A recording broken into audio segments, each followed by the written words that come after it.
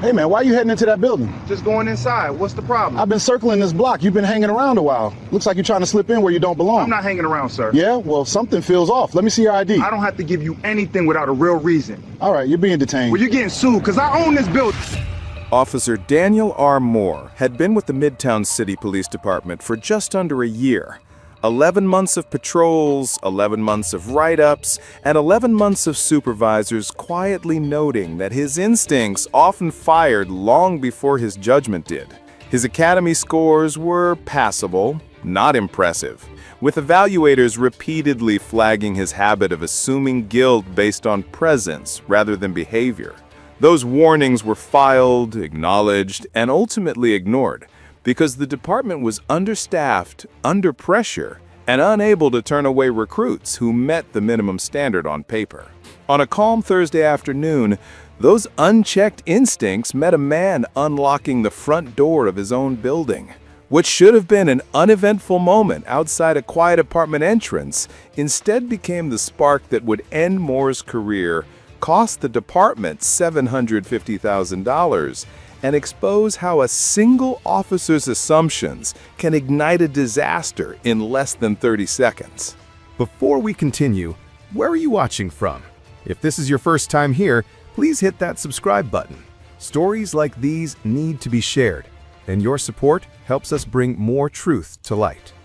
Midtown City, a mid-sized urban center in the Northeast with tree-lined streets, renovated brownstones, and a diverse population of young professionals, families, and longtime residents. Derek Lawson, 34 years old, was walking toward his apartment building at 437 Riverside Avenue. He'd lived there for 3 years, ever since accepting a position as a civil rights attorney with the Department of Justice's Community Relations Division. His work focused on investigating police misconduct cases, reviewing federal civil rights violations, and ensuring law enforcement agencies complied with constitutional standards. Derek had spent the day reviewing depositions for an upcoming case. Long hours in a windowless conference room, reading testimony, taking notes, preparing arguments. He was tired, mentally drained, ready to get home, change clothes, and decompress. He wore business casual attire, gray slacks, a button-down shirt with the sleeves rolled up, leather dress shoes. His messenger bag hung across his shoulder, filled with case files in his laptop. His keys were already in his hand as he approached the building entrance. The apartment building was a 3-story structure with 12 units, modest but well-maintained. Red brick exterior, black iron railings, a single entrance with a heavy wooden door that required a key to unlock. Derek had walked through that door hundreds of times over 3 years. His name was on the buzzer directory. His mail was delivered to Unit 2B. His rent checks cleared every month without issue. This was his home, legally, practically, undeniably. He inserted his key into the lock and turned it. The mechanism clicked. The door began to open. And that's when Officer Daniel Moore's voice cut through the quiet afternoon air. "Hey man, why are you heading into that building?" Derek paused mid-motion. The door opened just a few inches. He turned and saw a uniformed police officer standing about 10 feet away on the sidewalk, one hand resting on his duty belt, the other gesturing vaguely toward the entrance. Officer Moore was in his late 20s, clean-cut, with the rigid posture of someone trying to project authority they didn't yet naturally possess. His Axon Bodycam was recording, a small lens mounted on his chest, capturing everything from his perspective. Derek's initial reaction was confusion. "Just going inside. What's the problem?" Moore took a step closer, his eyes scanning Derek from head to toe. "I've been circling this block. You've been hanging around." "No," Derek replied, his tone calm but firm.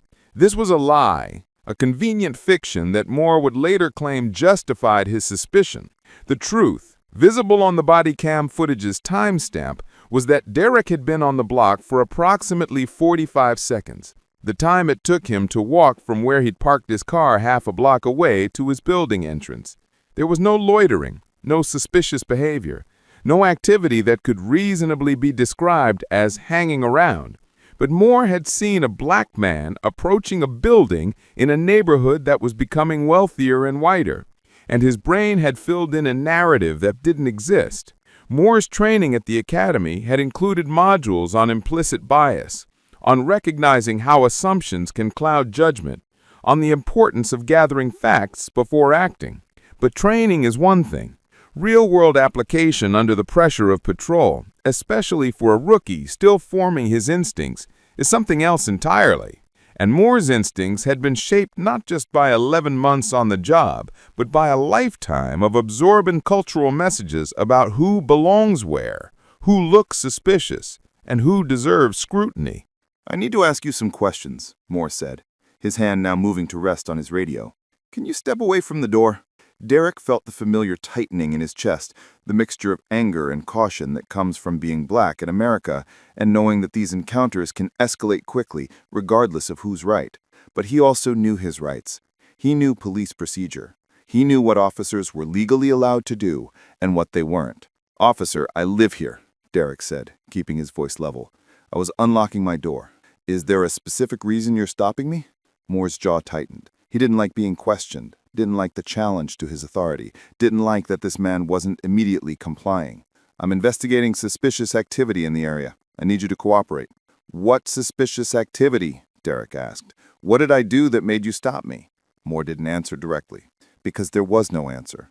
There had been no suspicious activity.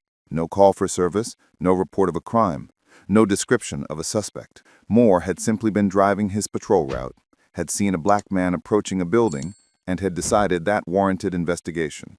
His training told him he needed reasonable suspicion to detain someone. His instincts told him that a black man near a building was inherently suspicious. The conflict between those two things should have made him pause, reconsider, disengage. Instead, it made him double down. "Let me see your ID," Moore said, his tone shifting from questioning to commanding. Derek shook his head slightly. "You don't have a reason to ask for my ID. I haven't committed any crime. I'm standing at my own front door." Under the Fourth Amendment, police officers must have reasonable suspicion that a person has committed, is committing, or is about to commit a crime before they can legally detain that person and demand identification. Reasonable suspicion requires specific, articulable facts, not just a hunch or a feeling. The standard exists precisely to prevent arbitrary stops based on nothing more than an officer's assumptions about who looks out of place. Moore knew this, theoretically. He'd learned it at the academy. But in the moment, with his authority being challenged, with the man refusing to immediately comply, his knowledge of constitutional law was overridden by his ego and his unchecked biases. "All right, stand still," Moore said, stepping closer. "I'm not joking. You're being detained." "For what?" Derek's voice rose slightly, not in aggression but in disbelief. "I'm entering my own apartment." Moore raised his free hand defensively, palm out, as if Derek had made a threatening movement, even though Derek hadn't moved at all. "Sir, you need to calm down. You're making this harder than it needs to be." This is a common deflection tactic. When an officer lacks legal justification for his actions, they shift the focus to the citizen's demeanor, suggesting that compliance would resolve the situation, implying that resistance or questioning is the real problem. It places the burden of de-escalation on the person being wrongly detained, rather than on the officer who initiated the unlawful encounter. A woman walking her dog on the opposite sidewalk slowed down, sensing the tension. She pulled out her phone, not yet recording, but ready. A teenager on a bike stopped at the corner, watching. These were the first witnesses, the first people who would later provide accounts that contradicted Moore's version of events. Derek could feel the situation slipping towards something worse. He knew how these encounters could end. He'd reviewed case files where routine stops became violent arrests, where black men who did nothing wrong ended up injured, charged, or worse. He also knew that he had rights, that giving in to an unlawful detention reinforced a system that needed to be challenged, not accommodated. "Officer," Derek said, forcing his voice to remain steady, "I'm a federal civil rights attorney with the Department of Justice. I know my rights. You do not have reasonable suspicion to detain me. I'm asking you to step aside and let me enter my home." Moore blinked. The mention of federal attorney registered, but not in the way it should have. Instead of making him reconsider, it seemed to make him more defensive, as if Derek's credentials were a challenge rather than a clarification. "I don't care what you do for work. Right now, you're being detained as part of an investigation." "What investigation?" Derek asked again. "What crime are you investigating? What specific facts gave you reasonable suspicion to stop me?"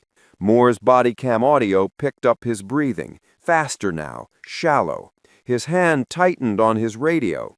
He glanced around, noticing the woman with the phone, the teenager watching. He was starting to realize he was in a situation he didn't know how to exit without looking wrong. But instead of de-escalating, instead of acknowledging the lack of legal basis for the stop, he escalated. "Turn around and put your hands behind your back," Moore ordered. Derek took a step back, closer to the door he'd been trying to enter. "No, you have no legal authority to arrest me. I'm not turning around. I'm not putting my hands behind my back. I'm going into my home." Moore moved quickly and grabbed Derek's arm, not aggressively but firmly, his hand wrapping around Derek's bicep in an attempt to control his movement. "Stop resisting. Don't touch me. I live here." Derek pulled his arm back, not striking, not fighting, just removing himself from the officer's grasp. It was a reflex, a natural human response to unwanted physical contact, but Moore would later characterize it as resistance, as justification for escalation. The woman across the street raised her phone and started recording. The teenager did the same. Within seconds, there were multiple cameras capturing what happened next, creating a record that would prove essential. Moore grabbed Derek's arm again, this time with both hands, trying to turn him around. Derek braced himself against the doorframe, refusing to be spun around, refusing to be put in handcuffs for the crime of entering his own building. "You're making this worse," Moore shouted, his voice strained with effort and frustration. "I'm not making anything worse," Derek shouted back. "You're violating my rights." A second passerby, an older white man in a business suit, stopped and called out, "Officer, what's going on? What did he do?" Moore ignored him. His focus was entirely on Derek now, on maintaining control, on proving his authority.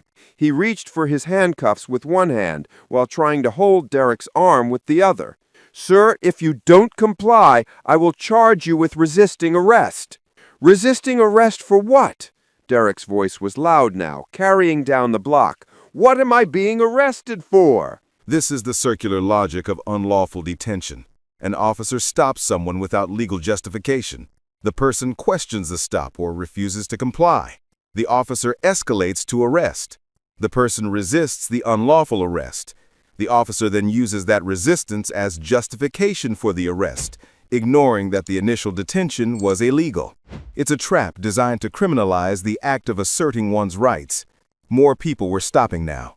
A small crowd was forming, phones out, recording from multiple angles. Someone called out, "He said he lives there. Why are you grabbing him?" Moore's Bodycam captured his own heavy breathing, the shakiness in his voice when he spoke into his radio. "I need backup at 437 Riverside. I have an individual resisting detention." Derek made a decision. He stopped pulling away, stopped bracing against the doorframe. He stood still, hands at his sides, and spoke clearly and loudly so every camera could hear. "I am not resisting. I am standing still. I am not threatening you. I live in this building. My name is Derek Lawson. I live in Unit 2B. You are violating my Fourth Amendment rights." Moore hesitated, his hand still gripping Derek's arm. The sudden compliance threw him off. He'd been prepared for continued resistance, for a justification to escalate further. But Derek's calm, clear statement of his rights, spoken loudly for the witnesses and cameras, left Moore in an awkward position. "Let me see your ID," Moore repeated, but his voice had lost some of its commanding edge. Derek looked directly at the Bodycam on Moore's chest. "I will show you identification, but I want it on record that I am complying under protest. This stop is unlawful. I have committed no crime, and you will be held accountable." He reached slowly, carefully into his pocket. Moore's hand moved toward his service weapon, a reactionary movement that several witnesses would later describe as excessive, given that Derek's movements were clearly non-threatening. Derek pulled out his wallet and removed 2 items. The first was his driver's license, which listed his address as 437 Riverside Avenue, Unit 2B. The second was a gold-embossed credential in a leather case. United States Department of Justice, Civil Rights Division, Attorney Derek Lawson. He held both items up for Moore to see and for every camera recording to capture. Here's my driver's license showing I live at this address. And here's my federal credential identifying me as a Department of Justice civil rights attorney. You just unlawfully detained a federal attorney in front of his own home. Moore's face went through a visible transformation. First confusion as he processed what he was seeing, then realization as he understood the magnitude of his mistake, then panic as he calculated the consequences. His hand released Derek's arm. He stepped back. His mouth opened, closed, opened again.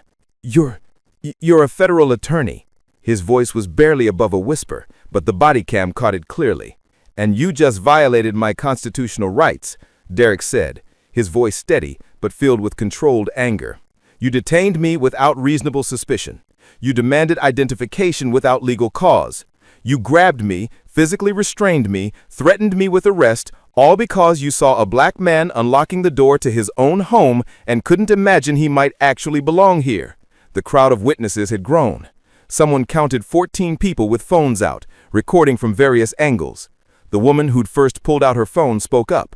I saw the whole thing. He was just trying to go inside. The officer stopped him for no reason. The teenager added, he kept saying he lives there. Why didn't you just check? Moore looked around at the crowd, at the cameras, at Derek standing calmly with his credentials in hand. He looked at the door with Derek's keys still in the lock.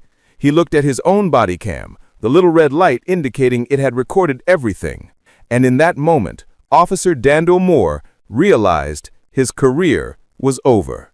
By 7 p.m. that evening, multiple videos from the encounter were circulating on social media. The woman with the dog had posted her footage to Twitter with the caption, "Cop just stopped a black man from entering his own building in Midtown. Watch until the end when he shows he's a federal attorney. This is what profiling looks like." The video had been viewed 50,000 times within the first hour. By midnight, it was over 2 million. By the next morning, it was being covered by local news stations. By the afternoon, it was national news. The Axon Bodycam footage, released 3 days later under public records requests, provided the complete picture. It showed Moore approaching without any visible cause. It captured every word of the exchange. It documented Moore's escalating aggression. It recorded the moment Derek revealed his credentials and Moore's panicked reaction.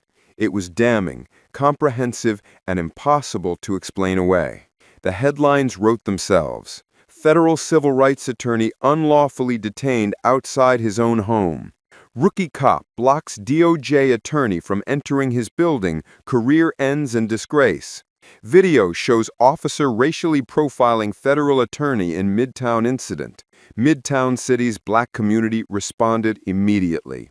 Within 48 hours, a coalition of civil rights organizations, community leaders, and activist groups had organized a press conference on the steps of City Hall.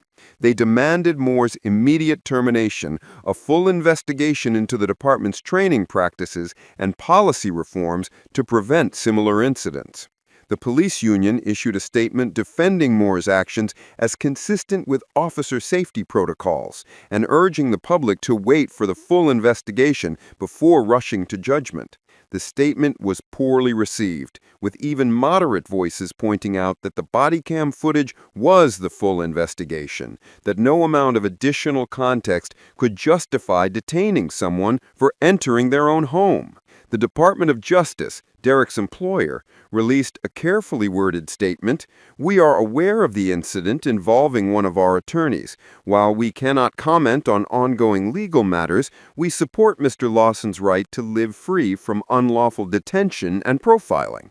Within 2 weeks, Derek had filed a comprehensive civil rights lawsuit in federal court. The defendants were Officer Daniel Moore individually, the Midtown City Police Department, and the city itself. The complaint ran 47 pages and outlined multiple legal violations. Count 1 alleged unlawful detention under the Fourth Amendment. The complaint detailed how Moore had no reasonable suspicion to stop Derek, no articulable fact suggesting criminal activity, and no legal basis for demanding identification or preventing Derek from entering his home. Count 2 alleged racial profiling and discrimination under the 14th Amendment's Equal Protection Clause. The complaint argued that Moore's decision to stop Derek was motivated by racial bias, that a white person in identical circumstances would not have been stopped, and that the department's inadequate training on implicit bias enabled this discriminatory conduct. Count 3 alleged use of excessive force. While Moore hadn't used his weapon or injured Derek, the complaint argued that any physical force used during an unlawful detention is, by definition, excessive, and that grabbing and restraining someone without legal justification constitutes a violation of their constitutional rights. Count 4 alleged intentional infliction of emotional distress. The complaint described the humiliation of being treated as a criminal in front of neighbors and strangers, the trauma of being physically grabbed by a police officer, and the lasting psychological impact of the encounter. Count 5 alleged municipal liability, arguing that the city's failure to adequately train officers on implicit bias, its practice of clearing rookies for solo patrol after minimal field training despite documented concerns, and its systemic tolerance of racially motivated stops created the conditions that led to Derek's unlawful detention. The complaint sought $750,000 in damages, attorney's fees, and injunctive relief requiring policy reforms. The city's initial response was defensive. Their attorneys filed a motion to dismiss, arguing that Moore had acted in good faith, that his decision to investigate was within his discretion as a law enforcement officer, and that qualified immunity protected him from liability. Qualified immunity is a legal doctrine that shields government officials, including police officers, from civil lawsuits unless they violated clearly established constitutional rights. It's a controversial protection that critics argue allows officers to violate rights without consequences. But even qualified immunity has limits. It doesn't protect officers who violate rights that any reasonable officer would know are protected. The federal judge assigned to the case, Judge Patricia Henderson, was not sympathetic to the city's arguments.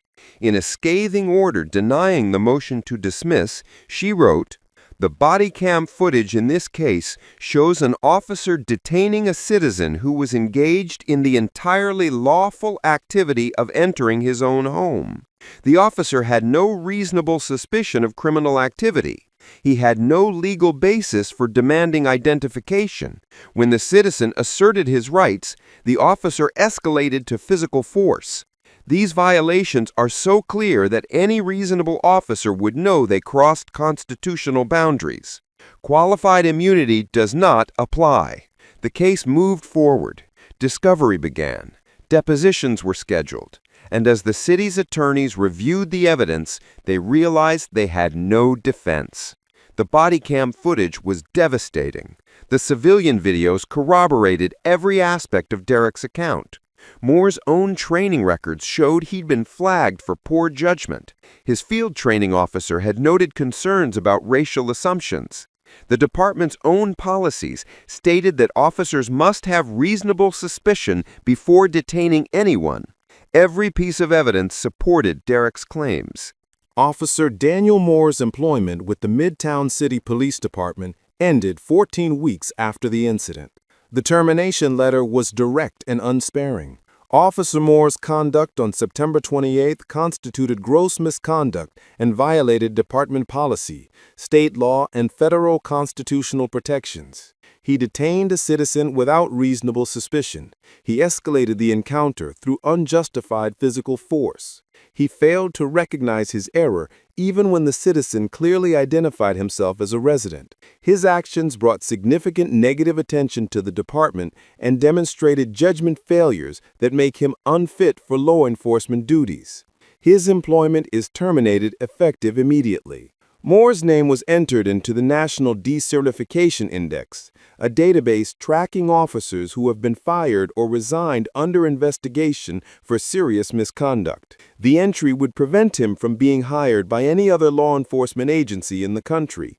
His career in policing, which had lasted less than a year, was permanently over. Moore released a brief statement through his attorney. "I deeply regret my actions that day. I made serious errors in judgment that I will have to live with. I apologize to Mr. Lawson for the distress I caused."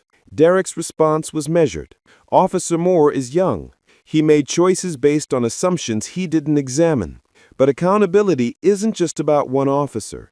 It's about a system that put him on the street with minimal training, ignored warning signs from his evaluators, and created the conditions where a rookie with documented judgment problems was patrolling alone and making decisions that violated people's rights. The reforms mandated by the settlement were comprehensive. The Midtown City Police Department implemented a new policy requiring all officers to complete 12 months of supervised field training before being cleared for solo patrol, an increase from the previous 12 weeks. The policy specifically noted that staffing shortages could not be used as justification for shortening training periods. The department created a mandatory implicit bias recognition program with quarterly refresher training and scenario-based exercises designed to help officers identify and challenge their assumptions. Officers who failed to demonstrate bias awareness would be required to repeat the training before being cleared for patrol duties. A new civilian oversight board was established, with authority to review body camera footage from any incident involving allegations of racial profiling or unlawful detention. The board had the power to recommend disciplinary action and policy changes directly to the police chief and city council. The department also adopted a duty to intervene policy, requiring officers who witness unconstitutional conduct by their colleagues to immediately intervene and report the misconduct. Failure to intervene would be treated as seriously as committing the misconduct directly. Derek testified at a city council hearing 6 months after the settlement. He sat at a table facing the council members, community members filling the seats behind him, cameras recording for public broadcast. "What happened to me shouldn't happen to anyone," he began. "I have every advantage: education, professional credentials, knowledge of the law, resources to fight back, and I was still detained unlawfully, grabbed, threatened, and humiliated in front of my own home. Most people who experience this don't have my advantages. They can't afford attorneys. They don't know how to articulate constitutional violations. They don't have platforms to demand accountability." He leaned forward, his voice growing more intense. "The settlement I received is substantial, but money doesn't erase the humiliation of being treated like a criminal in your own neighborhood. It doesn't undo the violation of being grabbed by an officer who looked at me and saw a threat instead of a human being. It doesn't change the fact that after that day, I felt unsafe approaching my own front door." A council member asked what he hoped would change. Derek didn't hesitate. "First, training needs to be longer and better. 12 weeks isn't enough to prepare someone for the responsibility of carrying a badge and a gun. Officers need time to develop judgment, to learn when not to act, to understand that their assumptions can destroy lives. Second, accountability needs to be real. Officer Moore was fired, but how many others have done similar things and faced no consequences? How many black people have been stopped, detained, searched, or arrested without cause, only to have their complaints dismissed or ignored?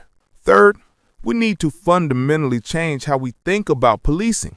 An officer saw me entering my home, and his first instinct was suspicion. That's not training failure. That's a cultural problem. Until we address the underlying biases that make black people seem inherently suspicious, no amount of policy reform will prevent these incidents." The council chamber was silent when he finished. Then someone in the audience began clapping.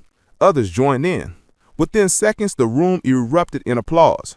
One council member had tears in her eyes. The reforms implemented in Midtown City became a model studied by other departments. The settlement amount sent a clear financial message that unlawful detentions carry real costs. and Derek's visibility as a federal attorney gave the story staying power, keeping it in public consciousness longer than most incidents of police misconduct. But across the country, similar encounters continued to happen. Black people detained while entering their homes, their offices, their cars. Latino people stopped for looking suspicious in their own neighborhoods. Asian people questioned about where they're really from by officers who can't imagine they belong. The system that produced Officer Daniel Moore, the inadequate training, the rushed certification, the ignored warning signs, the cultural biases left unexamined, that system remains largely intact. Reform happens slowly, unevenly, incompletely. For every department that extends training and implements oversight, others continue business as usual. 3 years after the incident, Derek still lives at 437 Riverside Avenue. He still walks to his front door after work. He still inserts his key in the lock. But he also looks over his shoulder first. He notices police cars cruising the street. He tenses when officers are nearby. The encounter with Officer Moore changed him in ways the settlement couldn't address. He continues his work as a civil rights attorney, now with added personal perspective on the violations he investigates.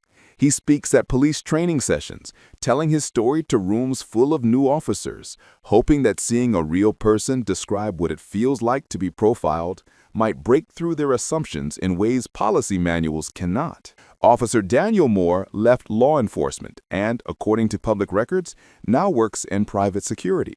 His name comes up occasionally when journalists write about police accountability, as a cautionary example of how a single moment of biased judgment can end a career. Whether he learned from the experience, whether he examines his assumptions now, whether he understands the harm he caused, those questions remain unanswered. The building at 437 Riverside Avenue looks the same as it did that Thursday afternoon. Red brick exterior, black iron railings, heavy wooden door. People enter and leave without incident hundreds of times each day. But for one man, that doorway represents something larger than an entrance to his home. It represents the fight to be seen as legitimate in spaces you've earned the right to occupy. It represents the exhausting reality of having to prove you belong in your own life. The security camera footage from that day still exists, archived as evidence in the case file. It shows a calm afternoon, a man with keys, a door being unlocked. And then it shows something that shouldn't happen in a country that promises equal protection under the law. A badge being used not to serve and protect, but to question and control, based on nothing more than the color of skin. $750,000 was the settlement. Officer Moore's career was the consequence. But the real cost is measured in the loss of dignity, the erosion of trust, and the daily reality of knowing that even in front of your own home, you can be made to justify your existence. If you believe these stories matter, if you think proper training prevents these incidents, hit that subscribe button. We're exposing how departments prioritize filling shifts over preparing officers. We're demanding better. We're fighting for people who deserve respect in the spaces they've earned to occupy. This isn't about one rookie or one attorney. It's about training standards and the system that puts officers on the street before they're ready to carry the responsibility of a badge. Afternoon. What do you think you're doing? Just drawing. Do you own this building? No. Then you can't draw on it. This is state property. My dad said I could. He'll be right back. Your dad doesn't make the rules. I'm sorry. Sorry doesn't change it. You're being detained. A bright afternoon, nothing but the sound of chalk dragging across a concrete wall. Just a child expressing joy the only way children know how. She's 12, small, soft-spoken, the kind who apologizes even when she didn't do anything wrong. And today, she definitely didn't. But the officer walking toward her, his body cam tells a different story. His tone is clipped, his posture rigid, his hand already near his belt, because to him, a black child with chalk is somehow a threat. What happens next will shatter a family, ignite a community, and expose a pattern of policing so ugly, even the department couldn't defend it. And by the time this case reaches court, it won't just be about chalk. It'll be about power, fear, and what happens when a little black girl becomes the target of a grown man's insecurities. Before we continue, where are you watching from? If this is your first time here, please hit that subscribe button Stories like these need to be shared, and your support helps us bring more truth to light. Westridge Commons, a mixed-income neighborhood on the south side of Detroit, Michigan. The kind of area where apartment complexes sit beside single-family homes, where corner stores share blocks with community centers, where children play outside until streetlights come on. It's not wealthy, but it's home. The residents know each other. They look out for one another's kids. They take pride in small things: clean sidewalks, maintained playgrounds, neighborhood gardens. It was 3:47 p.m. on a Saturday in mid-June. School was out for summer. The temperature was in the low 80s, perfect weather for being outside. The afternoon sun cast warm light across the concrete retaining wall that ran along the side of the community center, separating the parking lot from the small playground area. Aaliyah Morrison, 12 years old, stood in front of that wall with a bucket of sidewalk chalk beside her feet. She was drawing a garden scene: flowers in bright colors, butterflies with elaborate wings, a sun with radiating beams.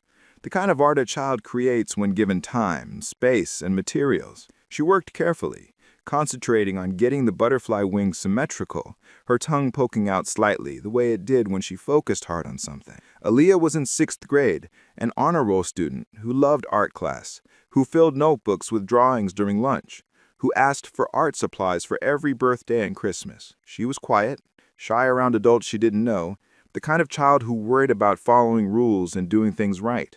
Her teachers described her as sweet, thoughtful, never a discipline problem. Her father, Marcus Morrison, 38 years old, had dropped her off at the community center 15 minutes earlier. He'd parked nearby to run into the adjacent grocery store for a few items, telling Elise she could draw on the wall while she waited. The same wall where neighborhood kids had been drawing with chalk for years, where the community center staff actively encouraged it as a way to brighten the space, where rain would wash away the artwork within days anyway. Marcus worked as a mechanic at a shop 3 miles away, had lived in Westridge Commons his entire life, knew most of his neighbors by name. He'd raised Aaliyah alone since his wife passed away from cancer 4 years ago, working hard to give his daughter stability, safety, and the space to be a child despite the loss they both endured. Officer Brandon Reeves, 34 years old, had been with Detroit PD for 9 years. He'd patrolled the Westridge Commons area for 6 months, reassigned from a downtown district, after multiple complaints about aggressive behavior. His supervisors had chosen to transfer, hoping a residential neighborhood would involve fewer confrontational situations. They were wrong. Reeves' Axon Bodycam activated as he exited his patrol car in the community center parking lot. He'd been driving his route when he noticed Aaliyah drawing on the wall. To him, a child with chalk in a neighborhood where he didn't live looked like vandalism in progress. He walked toward her with purpose, his boots heavy on the pavement, his posture communicating authority and suspicion from the first step. Aaliyah heard him approaching and turned, her expression shifting from peaceful concentration to confusion. "What are you doing?" Reeves's voice was sharp, accusatory, the tone an officer might use with an adult suspect, not a 12-year-old girl drawing flowers. Aaliyah's eyes went wide. I'm drawing. My dad said it was okay. Drawing on property that isn't yours, you know that's vandalism, right? It's just chalk. It washes away when it rains." Reeves stepped closer, looking at the colorful flowers and butterflies covering about 6 feet of wall. "Doesn't matter what it is. You're defacing public property." Aaliyah's voice became smaller, uncertain. "But kids draw here all the time. The community center says it's okay. My dad said—" "I don't care what your dad said. Did you get permission from the city to draw on this wall?" No, I'm sorry. I'll wash it off." The body cam captured the disproportion clearly. A 12-year-old child in a sundress and sandals, holding pink chalk, apologizing profusely, facing a uniformed adult officer treating her like a criminal. Anyone watching the footage would immediately recognize the absurdity, the cruelty of the power imbalance. But Reeves wasn't seeing a child. His training, inadequate and focused on enforcement rather than de-escalation, had taught him to see potential crime, potential defiance, potential threat, and his unchecked biases made him see a black child in a way he would never have seen a white child doing the same thing. If you were that child's parent, how would you react in this moment? Reeves pulled out a small notepad. the kind officers use for writing citations. "What's your name?" Aaliyah's hand started shaking. She'd never been in trouble before, never even been sent to the principal's office. "Aaliyah Morrison." "Age?" 12. "Where do you live?" She pointed toward the apartment complex visible from where they stood. "Right there, Building C." "Your parents know you're out here vandalizing property?" "I'm not vandalizing. It's just chalk. My dad is right over there." She gestured toward the grocery store. "He'll tell you it's okay." Reeves' expression hardened. "So your dad told you to deface public property. That's even worse." "No, he just said I could draw while he shopped. Please, I'm sorry. I'll erase it all right now." Aaliyah dropped to her knees and started rubbing at the chalk with her bare hands, trying desperately to remove the drawings that moments earlier had given her so much joy. The chalk smeared, but didn't come off easily, requiring water to remove completely. Her hands became covered in colored dust, her eyes filling with tears. "Stop. Stand up." She stood slowly, wiping her dusty hands on her dress, leaving streaks of pink and yellow chalk across the fabric. Her breathing was quick and shallow, on the edge of crying but trying to hold it together. The body cam captured what happened next with brutal clarity. Reeves's voice shifted from stern to threatening. "Turn around and put your hands behind your back." "What? Why?" "I said turn around. You're being detained for destruction of property." "But it's just chalk. I'm 12. Please, my dad—" "Turn around, now." Aaliyah's face crumpled. Tears spilled over, running down her cheeks. "I didn't do anything wrong. Please don't arrest me. My dad is right there. Please?"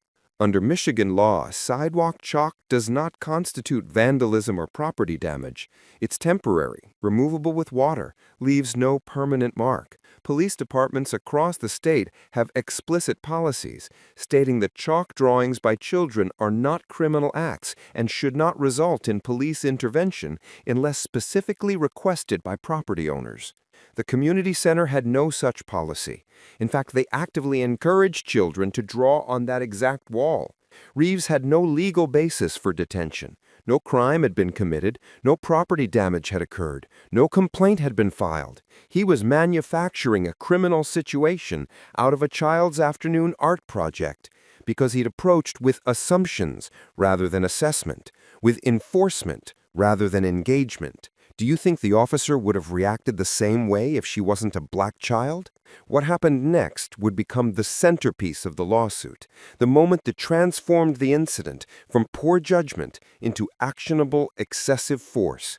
Reeves grabbed Aaliyah's wrists and forced them behind her back, not gently, not with the careful control an officer should use when handling a child, but with the aggressive force used to subdue resistant adults. Aaliyah cried out, a sharp sound of pain and fear. The chalk she'd still been holding fell to the ground, pink dust exploding where it hit the pavement. "You're hurting me! Stop!" "Stop resisting." I'm not resisting, please."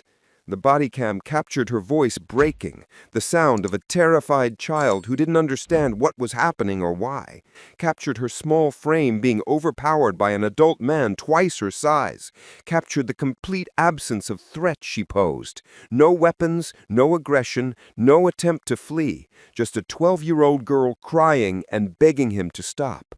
Marcus Morrison emerged from the grocery store at that moment, carrying a bag of groceries, looking for his daughter. What he saw made his blood run cold. A police officer with his hands on his 12-year-old daughter, forcing her against the wall, his daughter crying and calling for him. Marcus dropped the groceries and ran. "Get your hands off my daughter! What are you doing?" Reeves released one of Aaliyah's wrists, but maintained his grip on the other, turning to face Marcus with his free hand moving to his service weapon. "Sir, stay back. This individual is being detained for vandalism." "That's my daughter! She's 12 years old. She was drawing flowers with sidewalk chalk. That's not a crime. Please let her go." This doesn't concern you. She's my daughter. Of course it concerns me. By this point, several witnesses had emerged. A woman leaving the community center with her children stopped and stared. A man washing his car in the parking lot pulled out his phone and started recording. A teenage girl walking past paused and added her phone to the documentation. 3 cameras now capturing different angles of what was happening. Reeves pushed Aaliyah face first against the wall, the same wall where her chalk drawings remained visible. Her cheek pressed against the concrete, her small hands pinned behind her back, her entire body shaking with sobs. The use of force was textbook excessive. The Supreme Court has established that force must be reasonable and proportionate to the threat posed. And a 12-year-old girl drawing with chalk posed no threat whatsoever. The Detroit Police Department's own policy manual explicitly states, when dealing with juveniles, officers shall use the minimum force necessary and shall prioritize de-escalation and parental notification. Physical restraint of minors should be avoided except in cases of immediate danger to the minor or others. Reeves violated every element of that policy. He used maximum rather than minimum force. He escalated rather than de-escalated. He dismissed the father's presence rather than collaborating with him. And there was no immediate danger to anyone. "Please, you're hurting me." Aaliyah's voice was raw from crying, breaking on each word. "Dad, please make him stop." Marcus pulled out his own phone, hands shaking, and started recording as well. "I'm documenting this. You're using excessive force on a child. She has no weapons. She posed no threat. You grabbed her for drawing with chalk. This is assault." At what moment do you think this crossed the line from discipline to abuse? Reeves finally released Aaliyah after holding her against the wall for nearly 2 minutes, an eternity for a terrified child. He didn't apologize, didn't acknowledge that his response was disproportionate, didn't show any recognition that he traumatized a 12-year-old over sidewalk chalk. He simply issued a warning. Next time, get permission before defacing property. Marcus swept Aaliyah into his arms. She buried her face in his shoulder, still crying, her entire body trembling. He carried her to his car while maintaining eye contact with Reeves, his expression communicating everything he couldn't safely say to an armed officer who just assaulted his daughter. Marcus drove directly to the nearest police precinct, Aaliyah still crying in the passenger seat, and filed a formal complaint. The desk sergeant took the report with professional detachment that bordered on dismissive. An officer responded to vandalism. Sometimes kids get scared when police talk to them. He didn't arrest her, so no harm done. No harm? He grabbed her, slammed her against a wall. She's 12 years old, and now she's terrified of police officers. That's not no harm. That's trauma. Sir, I'll file your complaint. Someone from Internal Affairs will contact you within a few days. Marcus also filed a report with the Civilian Oversight Board, contacted a civil rights attorney, and went home to comfort his daughter, who wouldn't stop shaking for hours. By Sunday morning, the incident had exploded across social media. The woman from the community center had posted her video to Facebook with the caption, "Detroit cop attacks 12-year-old for drawing with chalk. This is what protect and serve looks like in black neighborhoods." The video was shared 15,000 times in the first 12 hours. The teenage girl posted her angle to TikTok, where it went viral even faster. Comments flooded in. "She's literally a child drawing flowers. That cop should be in jail." Imagine being so threatened by a little girl with chalk. This is why black parents have to teach their kids to fear police. By Monday, local news stations were covering the story. Detroit officer under investigation after viral video shows forceful detention of 12-year-old. The Bodycam footage, obtained through Freedom of Information request, confirmed everything the civilian videos showed and added the audio of Aaliyah crying and begging him to stop. Detroit Public Schools issued a statement expressing concern for Aaliyah and offering counseling resources. The NAACP Detroit chapter held a press conference demanding Officer Reeves' immediate termination. Community leaders organized a protest outside police headquarters that drew over 400 people carrying signs, "Protect children, not cops. Chalk is not a crime. Justice for Aaliyah." The Detroit Police Department placed Reeves on administrative leave, with pay, a detail that enraged the community. The department's initial statement was carefully worded and unsatisfying. "We are aware of an incident involving one of our officers and a juvenile. The matter is under investigation. We take all complaints seriously." But journalists began digging into Reeves' background, and what they found was damning. His personnel file, obtained through public records requests, revealed a pattern that should have resulted in termination years earlier. 7 excessive force complaints over 9 years, including 3 involving juveniles. 4 complaints specifically about interactions with black citizens, all describing unnecessarily aggressive behavior. Multiple supervisor memos noting concerns about Reeves's inability to de-escalate and tendency to treat minor situations as major confrontations. 2 previous suspensions for use of force violations, both resulting in brief unpaid leave followed by return to full duty. No completion of recommended bias training despite being ordered to attend following previous complaints. The pattern was unmistakable. A problem officer who'd been managed through temporary suspensions and ignored recommendations rather than being held accountable or removed from duty. And now that pattern had manifested in an officer assaulting a 12-year-old girl over chalk drawings. Count 6. Municipal liability. Detroit PD's pattern of ignoring complaints about Reeves, failing to discipline him effectively, and maintaining inadequate training on juvenile interactions enabled the constitutional violations. The lawsuit sought $12 million in damages, termination of Officer Reeves, and comprehensive reforms to training and accountability systems. The discovery phase revealed information that made the department's institutional negligence impossible to defend. Depositions of Reeves' supervisors showed they'd all been aware of his problematic pattern, but had chosen management through temporary discipline rather than termination.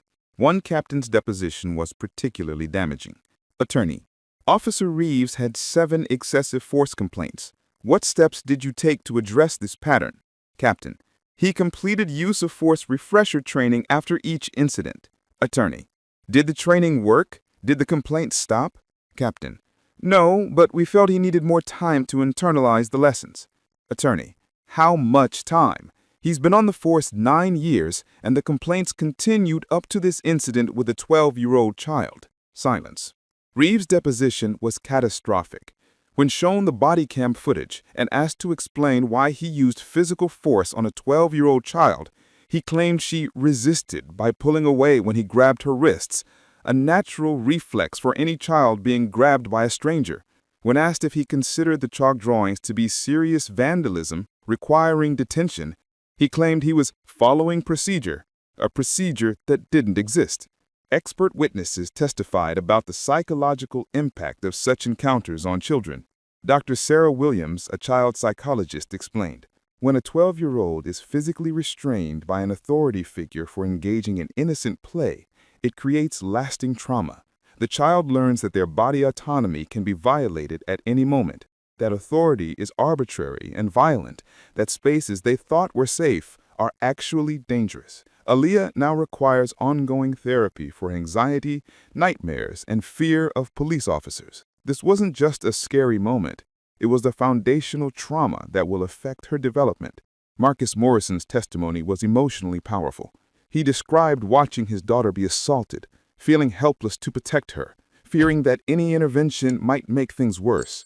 He described the aftermath, the nightmares, the panic attacks when she sees police cars, the way she flinches when approached by adults she doesn't know, the therapy sessions trying to help her feel safe again.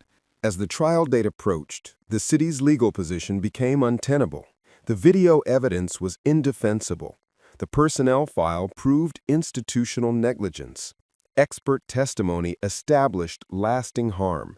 A jury would be outraged by a grown man assaulting a child over chalk drawings. 10 months after that Saturday afternoon, the city agreed to settle.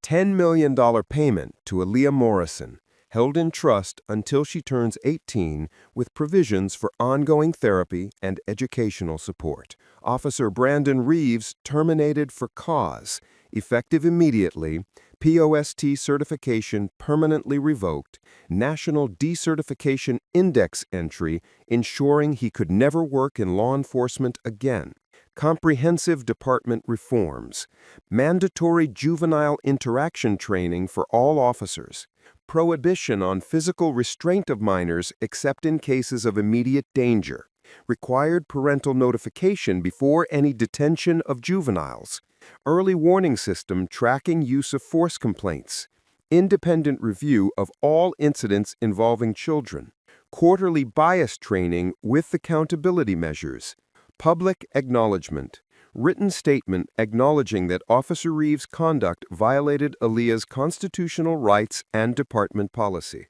Should individual officers be held personally financially responsible for misconduct? Officer Brandon Reeves's law enforcement career ended at age 34. The bodycam footage of him assaulting a 12-year-old girl over chalk drawings became one of the most widely circulated examples of police brutality against children, viewed over 30 million times across platforms. He filed for unemployment, which was denied. He attempted to appeal his decertification, arguing the punishment was excessive, but the appeal board reviewed his 9-year history of complaints and denied his request unanimously. He released no apology, no statement of remorse, no acknowledgement that he'd traumatized a child. Aaliyah Morrison continued therapy twice weekly for over a year. She struggled with anxiety and nightmares. She became withdrawn at school, her grades dropping as she dealt with the aftermath of trauma. But slowly, with support from her father, her therapist, and her community, she began to heal. She continued drawing, though it took months before she could use chalk again without experiencing panic. Marcus Morrison used a portion of the settlement to establish a scholarship fund for children affected by police violence, providing resources for therapy, education, and legal support. He became an advocate for police reform, speaking at community meetings and city council sessions about the need for accountability. The reforms implemented in Detroit became a model for other departments. The prohibition on physical restraint of children except in cases of immediate danger dramatically reduced complaints about juvenile interactions. The mandatory parental notification policy ensured parents were involved before situations escalated. The early warning system identified problematic officers before their patterns resulted in serious harm. The concrete wall at West Ridge Commons Community Center still stands, and children still draw on it with chalk, but now there's a mural painted beside it, created by local artists and community members, depicting children of all races playing together, with the words, "Every child deserves safety, dignity, and joy." What reforms do you believe actually prevent cases like this? Aaliyah Morrison's case represents something larger than one officer's cruelty or one child's trauma. It represents the reality that Black children in America are not afforded the innocence that white children take for granted, that a 12-year-old girl drawing flowers can be perceived as a threat requiring physical force, that chalk becomes a crime when the hand holding it is Black. Research shows that Black children are systematically perceived as older and more threatening than their actual age. A 12-year-old Black girl is seen as more adult, more culpable, more deserving of harsh treatment than a white child of the same age doing the same thing. This adultification bias manifests in schools, in juvenile justice systems, and in police encounters, turning childhood innocence into presumed guilt. Officer Reeves didn't see a child that afternoon. He saw what his unchecked biases told him to see: a problem, a violator, someone requiring enforcement. And because the systems meant to identify and remove officers with his pattern of behavior had failed repeatedly for 9 years, Aaliyah paid the price for institutional negligence. The $10 million settlement represented accountability, but money cannot undo trauma. The termination represented consequences, but it cannot restore a child's sense of safety. The reforms represented progress, but they cannot guarantee that the next Black child won't be criminalized for being a child. Cases like Aaliyah's force us to confront uncomfortable truth about how race shapes every interaction, how bias operates beneath conscious awareness, how children's innocence is contingent on their skin color. They demand we ask, what kind of society allows a 12-year-old to be assaulted over chalk? What kind of police department ignores 9 years of complaints until a child is traumatized? What kind of training produces officers who see threats in flowers drawn by small hands? The answers are systemic. The failures are institutional. The reforms must be comprehensive, and the accountability must be relentless, because every child, regardless of race, deserves to draw flowers without fear. Should officers receive mandatory de-escalation and bias training before ever interacting with the public? If you believe these stories matter, if you think officers who assault children should face criminal charges, hit that subscribe button. We're exposing how departments protect problem officers until the harm becomes undeniable, how racial bias turns innocent childhood activities into criminal suspicion, and how accountability requires constant pressure. We're fighting for children who deserve to be children, who deserve safety and joy, and the freedom to draw flowers without fear. This isn't about one officer or one child. It's about every black child who's been robbed of innocence by systems that see them as threats rather than treasures. What are you doing out here? I'm headed to class. I got a report about someone messing with cars. So why you came straight to me? Well, you don't look like the students we usually see around this lot. There it is, another racist cop. Here, Marcus Harrington. And in case the name rings a bell, I'm the principal's son.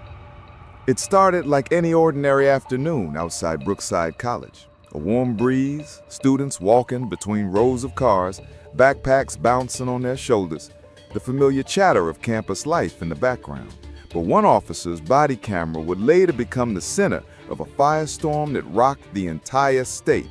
Because in this video, we see a young black student, calm, alone, holding nothing but a notebook and a backpack, confronted for simply existing in the wrong place at the wrong time in front of the wrong cop. When the officer steps forward, his tone already sharp, the moment shifts. What are you doing out here? What follows is not just profiling, not just harassment, but an assault that triggers protests, exposes a history of complaints, and ends with a $6 million lawsuit that forces the department to rewrite its entire campus policing policy. Before we continue, where are you watching from? If this is your first time here, hit that subscribe button. Stories like these need to be shared, and your support helps bring more truth to light. Brookside College, a mid-sized state university in upstate New York, with an enrollment of about 8,000 students. The campus spread across 200 acres of rolling hills, brick buildings dating from the 1960s, newer science facilities, residence halls, athletic fields, and multiple parking lots serving commuter students and faculty. The south parking lot, adjacent to the Liberal Arts Building, was one of the busiest on campus during afternoon class transitions. It was 2:17 p.m. on a Tuesday in early October. The weather was perfect, mid-60s, partly cloudy, leaves just beginning to turn colors. Students moved between classes in clusters, some hurrying, others taking their time, the normal rhythm of campus life. The parking lot was half full, cars parked in neat rows, a few students loading or unloading backpacks, heading to or from classes. Marcus Harrington, 21 years old, walked through the parking lot toward the Liberal Arts Building, where his 2:30 Introduction to Constitutional Law class was held. He was a junior majoring in political science, carrying a spiral notebook and a pen, his backpack slung over one shoulder. He wore jeans, sneakers, and a Brookside College hoodie. He looked exactly like what he was, a student heading to class. Marcus was the son of Principal James Harrington, who ran Brookside High School in the same district. His father had worked in education for 23 years, had a reputation for fairness and high standards, and was well known throughout the community.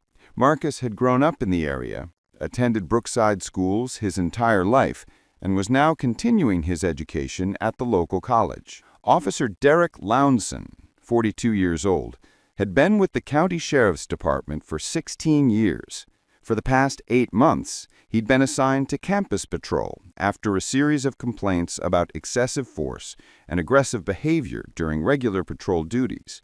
Command staff had reassigned him to campus, thinking it would be lower risk, fewer confrontations, mostly dealing with parking violations and minor disturbances. They were wrong. Lounson's Axon Bodycam activated as he exited his patrol car in the parking lot.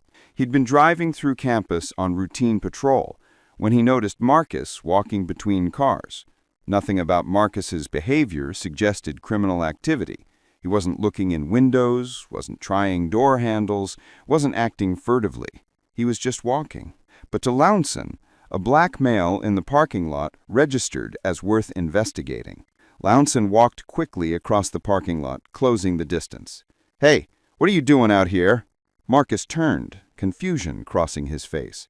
"I'm headed to class. Why?" Lounson stepped closer, his posture aggressive from the start. "We've had reports about someone messing with cars in this lot. I need to see some ID." Marcus's confusion shifted to frustration.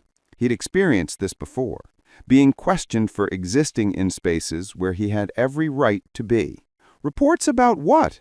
I'm a student here. I'm walking to class." "ID, now."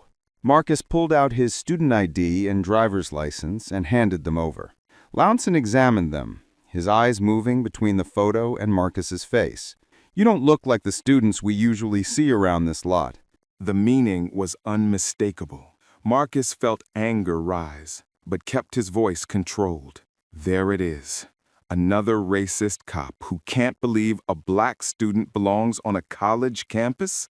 He pointed to his ID. "Marcus Harrington. I'm a junior here, and I'm the principal's son, Principal James Harrington from Brookside High. You want to call and verify that?" Instead of backing down, Lounson's expression hardened. Being challenged, especially by someone invoking authority, triggered his worst instincts. This ID could be fake. Lots of people make fake student IDs to access campus facilities. It's not fake. You can verify it with campus security or the registrar's office in about 30 seconds. "Turn around and put your hands on that car. I'm going to search you." Marcus stepped back. "You're not searching me. I haven't done anything wrong. I'm going to class." I said turn around. Other students were starting to notice the confrontation. Voices lowered, heads turned, phones began emerging from pockets. Have you ever been profiled for no reason? Drop your experience in the comments. 2 campus security officers, hearing raised voices, jogged over from the nearby security station. David Chen and Maria Rodriguez both recognized Marcus immediately. They'd seen him on campus for 3 years, knew his father from school district events, had chatted with him countless times. Chen called out, "Marcus, everything okay?" Marcus's relief was visible. "David, this officer is accusing me of messing with cars. Can you verify I'm a student here?" Before Chen could respond, Lounson stepped between them. "This is a law enforcement matter. Campus security has no jurisdiction here." Rodriguez pulled out her radio. "Actually, we have shared jurisdiction on campus property per the agreement with County Sheriff, and we can verify that Marcus is a registered student who's been on this campus for 3 years without any incidents." Lounson's face flushed. "I don't care what you say. He fits the description of someone reported suspicious in this area." Chen stepped forward, his voice firm but professional. "What description?" "We haven't received any reports about suspicious activity in this lot today." "The description I received. From who? Through what channel?" "Because campus security monitors all reports related to campus, and we've had 0 calls about anything in this lot today." He ignored him, turning back to Marcus. "Last chance. Turn around and put your hands on the car. I'm calling my father. This is harassment." The moment Marcus reached for his phone, Lounson's hand shot out and grabbed his wrist hard. Marcus instinctively pulled back, a natural reflex to unwanted physical contact. Lounson immediately shouted, "Stop resisting!" Students watching from a distance began recording. At least 5 phones were out now, capturing different angles. Someone started a live stream that would reach thousands of viewers in minutes. Rodriguez stepped closer, her voice urgent. "Officer, he's not resisting. He was reaching for his phone. You initiated contact." "Stay back or I'll arrest you for interfering with a law enforcement officer." Chen was already on his radio. "Central, this is Chen in South Thought. We have a situation with county officer and a student. Requesting supervisor and Principal Harrington to respond immediately. Student is the principal's son." Lownson grabbed Marcus's shoulder and spun him toward a parked car. Marcus tried to step away, not fighting, but refusing to be manhandled. "Get your hands off me! I haven't done anything!" "I said stop resisting!" Lownson swept Marcus's legs and slammed him face first across the hood of a Honda Civic. The impact was loud enough that students 20 yards away heard it. Marcus cried out, the wind knocked from his lungs. Multiple students screamed. Chen shouted, "That's excessive force! Stop!" Rodriguez had her phone out, recording, calling into her radio for backup and medical. Lownson pressed his knee into Marcus's back, wrenching his arms behind him. Marcus was gasping, trying to breathe, his cheek pressed against hot metal. "I didn't do anything! I was going to class!" Should the campus security have physically stepped in? Yes or no? The Bodycam footage, later released through legal discovery, captured everything with brutal clarity. Lounson's knee pressed hard into Marcus's lower back, his hands forcing Marcus's arms at an angle that caused visible pain. Marcus's voice, strained and desperate, repeating that he'd done nothing wrong. Then Lownson drove his knee harder into Marcus's side, targeting his ribs. Marcus cried out, a sharp sound of pain that cut through the ambient noise of the parking lot. Students watching were crying, shouting at Lownson to stop, but maintaining distance because he'd threatened arrest. A student named Jennifer Wu had started live streaming 30 seconds before the takedown. Her video captured the entire assault from about 15 feet away. The comments section filled instantly. "That's Marcus, the principal's kid. Why is he doing this? Someone call 911. This is police brutality live." Within minutes, her live stream had 3,000 viewers. Within 10 minutes, 15,000. By the time the incident ended, over 40,000 people had watched it in real time. Campus Security Central had immediately notified Principal Harrington, who was in a meeting at the high school 3 miles away. He ran to his car and drove to campus, covering the distance in what might have been record time. He arrived 8 minutes after Chen's initial call, his car screeching into the parking lot, and he saw his son handcuffed and sitting on the ground with blood visible on his face from where it had been pressed against the car hood.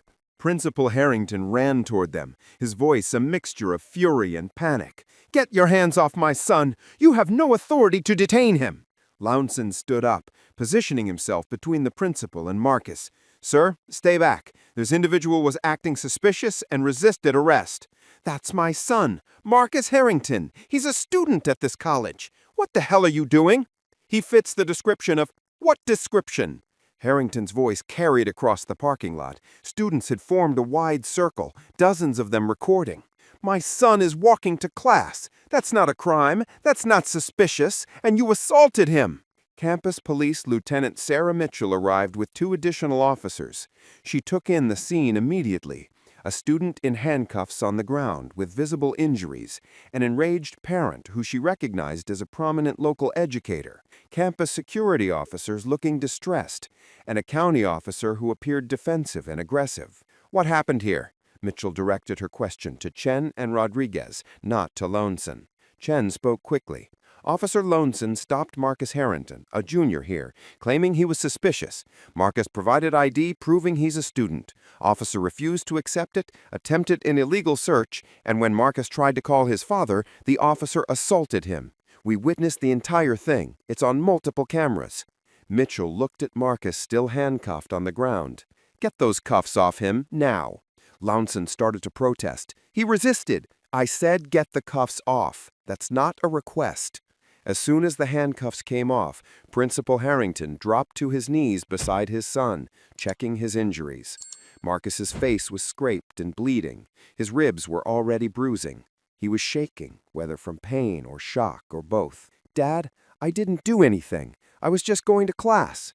"I know, son, I know. We're going to the hospital right now." Lieutenant Mitchell turned to Lownson. "You're done here. Return to the station immediately and wait for internal affairs. Your shift is over."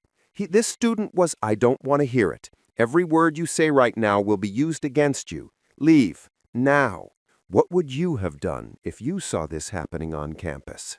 By 6 p.m. that evening, less than 4 hours after the incident, the videos had exploded across social media. Jennifer Wu's live stream had been clipped and posted to Twitter, TikTok, Instagram, and Facebook. Multiple student recordings from different angles had been compiled. Combined views exceeded 40 million by midnight. The footage was damning. Every angle showed the same story: Marcus walking peacefully, Lownson approaching aggressively, the confrontation escalating without any provocation from Marcus, the violent takedown, the assault. And the audio captured Lownson's words: "You don't look like the students we usually see around this lot." Student groups organized protests that evening. Over 500 students gathered at the campus center, holding signs: "Protect students, not cops," "Marcus matters," "Fire Lownson." Principal Harrington addressed the crowd, his voice thick with emotion. "My son is recovering from injuries that never should have happened. He was profiled for being black. He was assaulted for existing. And this happened at a place of learning, where students should feel safe. This officer has a history of violence and complaints that the department ignored. Until that changes, no student is safe." The County Sheriff's Department issued a statement Tuesday evening. Quote, "We are aware of an incident involving one of our officers and a student at Brookside College. The matter is under investigation. Officer Lownson has been placed on administrative leave pending the outcome." End quote. The statement satisfied no one. Students demanded immediate termination. Faculty released a letter signed by 147 professors calling for Lownson's firing and a review of all police presence on campus. Alumni groups threatened to withhold donations until the department took meaningful action. Local news stations led Wednesday morning broadcasts with the story. By Wednesday afternoon, national outlets had picked it up. CNN, MSNBC, and Fox News all featured the videos, discussing police violence, racial profiling, and campus safety. Investigative journalists began digging into Lownson's background. What they found was deeply disturbing.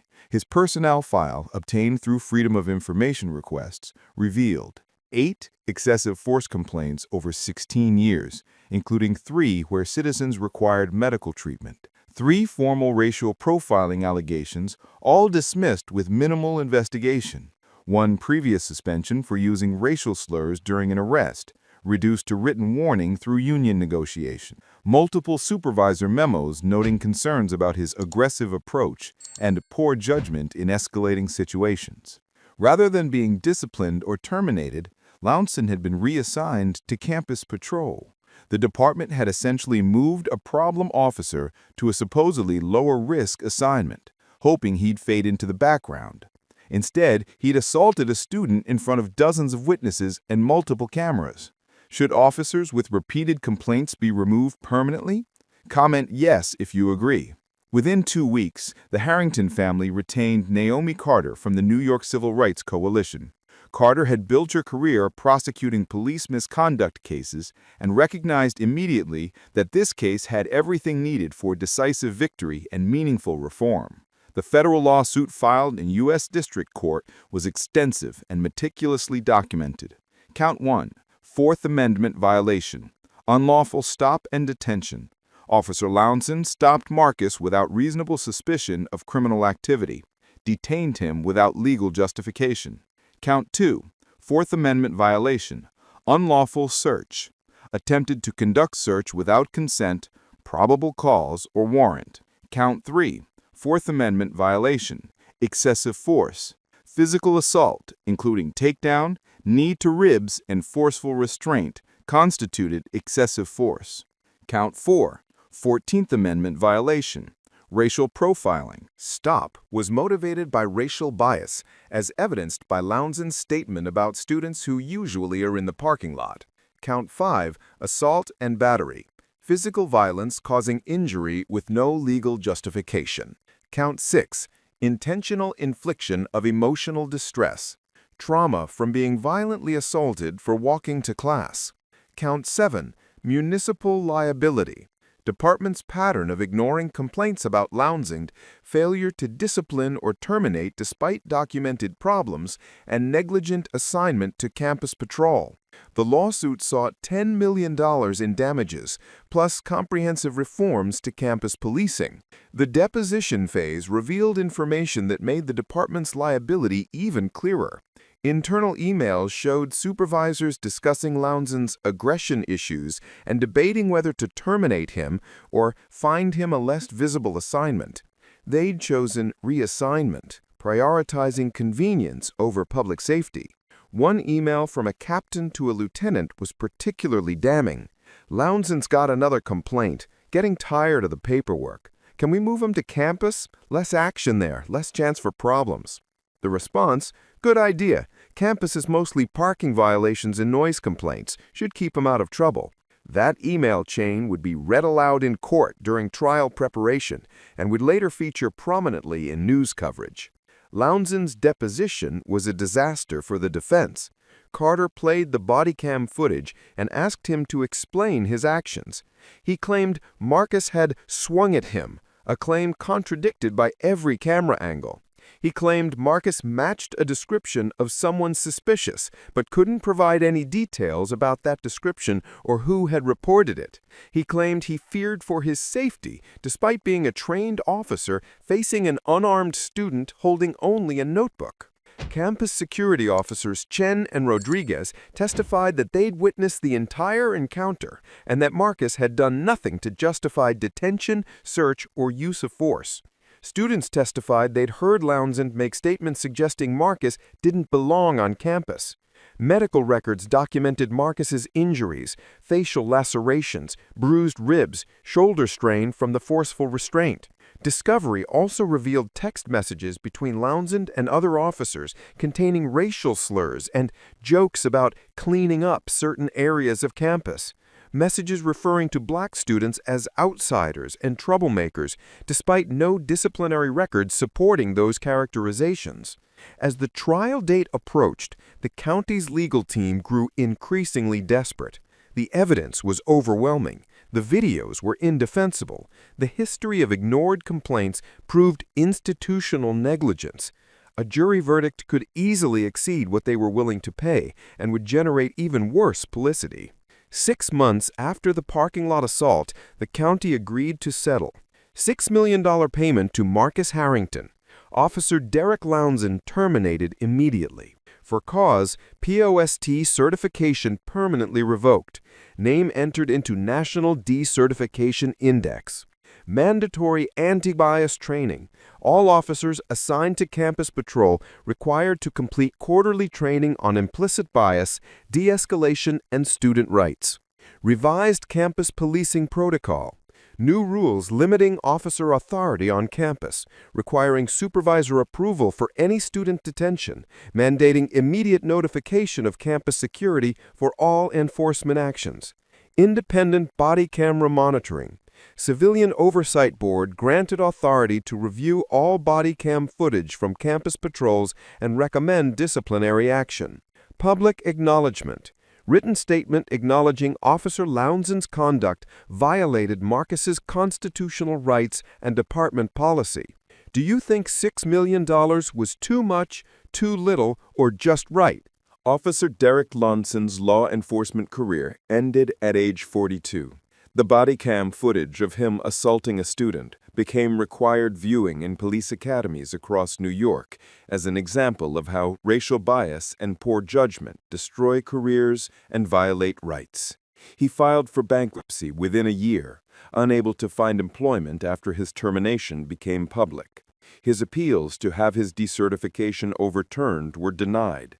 The National Decertification Index entry ensured he would never work in law enforcement again. He never issued a public apology. His only statement, released through his attorney, claimed he'd been unfairly vilified for doing his job. The statement generated backlash that led to threats, forcing him to leave the area entirely. Marcus Harrington took a semester off to recover physically and emotionally from the assault. He returned to Brookside College the following spring, continuing his political science degree with a new focus on police reform and civil rights law. He graduated with honors and was accepted to law school with plans to specialize in civil rights litigation. In an interview during his senior year, he reflected on the experience. All I wanted was to get to class. I was holding a notebook and wearing my school hoodie. Somehow, that was a threat. That's what black students deal with, being treated as dangerous for existing in educational spaces. The settlement was about accountability, but the real question is whether anything actually changes. The reforms implemented at Brookside College became a model studied by other universities. Campus police protocols were rewritten to emphasize de-escalation, require supervisor notification for any student stop, and mandate immediate involvement of campus security to verify student status before any enforcement action. Student complaint procedures were strengthened, with an independent review board given authority to investigate and recommend discipline.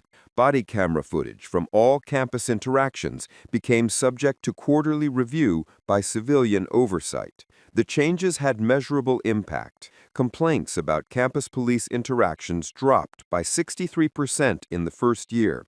Student surveys showed increased sense of safety and trust. Faculty reported improved relationships between students and security personnel. But Marcus's case remained an exception in one critical way. It was documented from multiple angles with clear video evidence that made denial impossible. Most incidents of police misconduct aren't recorded from 5 different cameras. Most victims don't have parents with community standing who can demand attention. Most officers with problematic histories aren't forced to face consequences. Principal James Harrington used his platform to advocate for broader police reform, speaking at school board meetings and community forums about the need for accountability systems that identify and remove problem officers before they cause harm. My son survived because he was lucky. Lucky that students recorded it, lucky that campus security intervened, lucky that he had family support. But nobody should need luck to walk to class safely. The parking lot where Marcus was assaulted looks the same as it did that October afternoon. Students still walk between cars, heading to classes, living their college lives. But a plaque was installed near the spot, reading, "In recognition that all students deserve safety, dignity, and respect, may this space remind us of our ongoing responsibility to justice." The videos remain online, a permanent record of how racial bias manifests in split-second assumptions and violent enforcement. 40 million views across platforms, hundreds of thousands of comments, a reference point in ongoing discussions about police violence, campus safety, and the presumption that black students don't belong in educational spaces. Marcus's case proved that accountability is possible when evidence is overwhelming and pressure is sustained. But it also proved how much must align for that accountability to happen. Cameras, witnesses, family support, legal resources, media attention, public outrage. Most victims don't have all those factors working in their favor. And so the fight continues, case by case, video by video, lawsuit by lawsuit, pushing a system that resists change toward something closer to justice. Marcus Harrington became a symbol of that fight, a reminder that students deserve safety regardless of race, and that officers who violate rights must face real consequences. If you believe these stories matter, if you think officers with histories of violence should be fired immediately, hit that subscribe button. We're exposing how problem officers get shuffled rather than removed, how racial bias operates in educational spaces, and how accountability requires constant pressure. We're fighting for students who deserve to walk to class without being treated as threats. This isn't about one officer or one student. It's about every black person who's been criminalized for existing in spaces where they have every right to be. All right. Recording this because this couple don't right here just belong accused me here, of stealing and my you own can't car. That's not your car. People like you are always stealing cars from us. Look straight into the camera because this is why I record all this just because I'm black. The smartphone camera was already recording when the shouting began, which should have been a quick, forgettable moment. A man walking back to his car after grabbing lunch instead became a digital wildfire that would dominate headlines for days. The Maple Ridge Plaza parking lot, normally quiet and uneventful, was about to become the center of a story viewed more than 52 million times in a single weekend. A story that exposed just how quickly a lie can spiral when fueled by racism, and how expensive that spiral can become. Before we continue, let me know where you're watching from. And if this is your first time here, please hit that subscribe button. Stories like these need to be shared, and your support helps us bring more truth to light. It was 1:47 p.m. on a Saturday in late September. Marcus Jenkins had driven there for one simple reason: pick up takeout from the Thai restaurant and get back home to finish a work project he'd been putting off all week. He'd parked his black Honda Accord in a standard spot near the restaurant entrance, walked inside, waited 10 minutes for his order, paid, and walked back out carrying a plastic bag with 2 containers of pad thai and spring rolls. Marcus had lived in the area for 11 months, ever since accepting a remote cybersecurity position with a firm based in Atlanta. He'd bought a modest house 3 miles from the plaza, kept to himself mostly, worked from his home office, and occasionally ventured out for groceries or takeout. He didn't know many people in the neighborhood yet, didn't attend community events, just lived his life quietly, which is all he'd ever wanted to do. As he approached his car, he noticed something odd. A white Ford Explorer was parked in the spot next to his, significantly closer to the driver's side of his Accord than seemed necessary. Close enough that squeezing between the vehicles to reach his door would be uncomfortable. The Explorer was empty, but standing beside it were 2 people, a white couple, both appearing to be in their early 50s. The man wore jeans, a flannel shirt, and a camouflage hunting cap. His posture was aggressive even while standing still, arms crossed, jaw set, eyes tracking Marcus as he approached.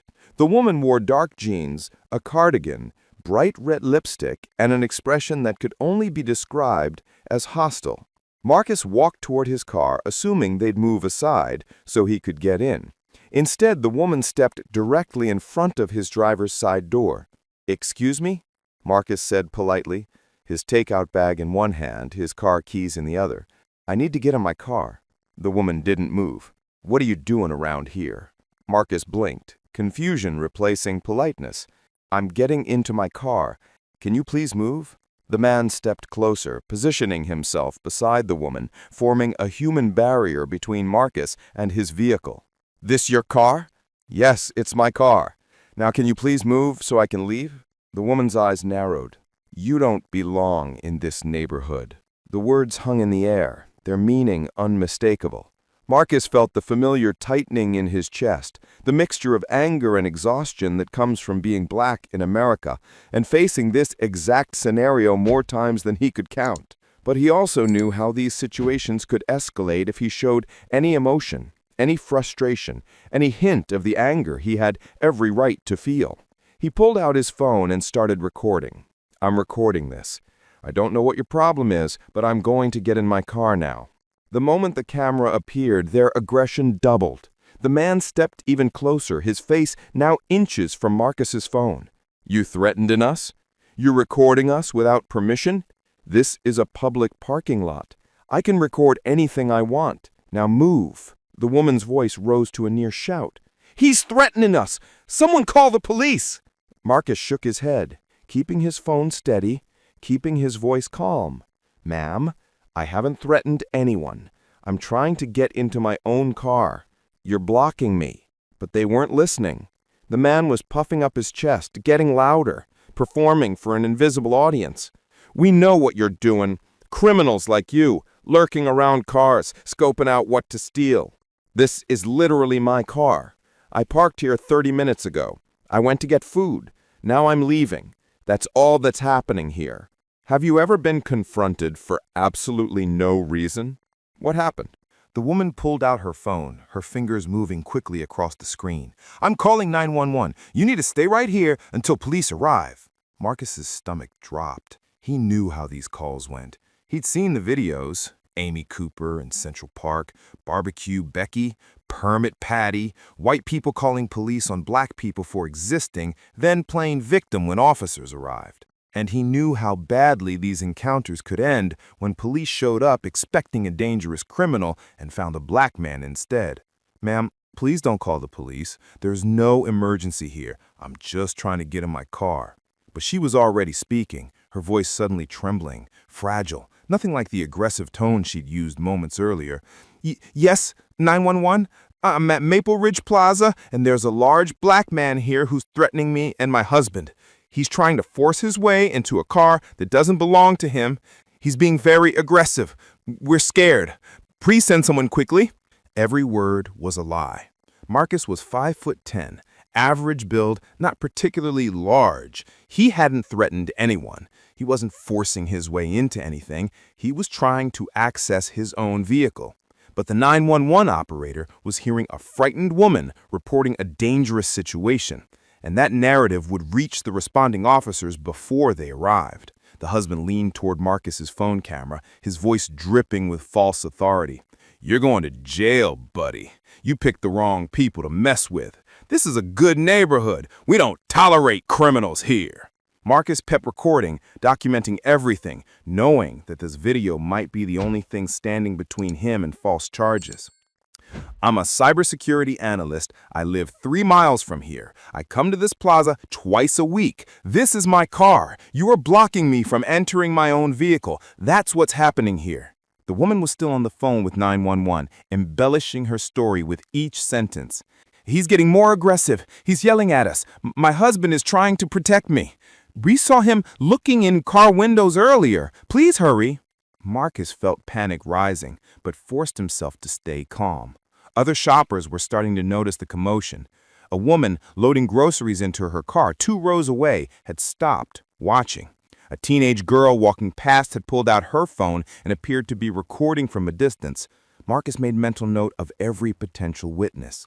"Sir," Marcus said to the man, keeping his voice steady for the recording, "I'm going to unlock my car now to prove it's mine. I'm reaching into my pocket for my key fob. I'm moving slowly.